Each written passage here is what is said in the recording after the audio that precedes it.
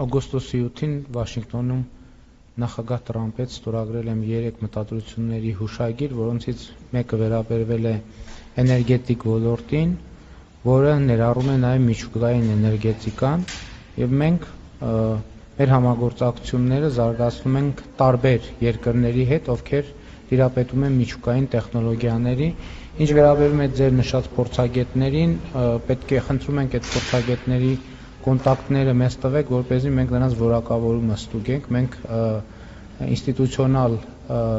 ինստիտուցիոնալ փորձագետների հետ աշխատում ենք, բայց դա էլ ասեմ, որևէ մտահոգություն անարձագանք կամ չի անտեսվելու, եւ մենք այս պահին աշխատում ենք բոլոր գործընկերների հետ, Ֆրանսիայի հետ, Միացյալ Նահանգների հետ, Ռուսաստանի հետ, Հարավային Կորեայի հետ, Չինաստանի հետ եւ անհրաժեշտ որոշումները կկայացվեն համապատասխան բոլոր հնարավոր հարցերի հնարավոր վստահելի պատասխաններ ստանալուց հետո։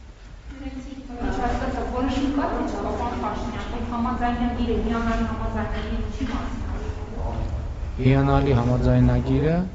միջուկային էներգիայի ոլորտում համագործակցության մասին է։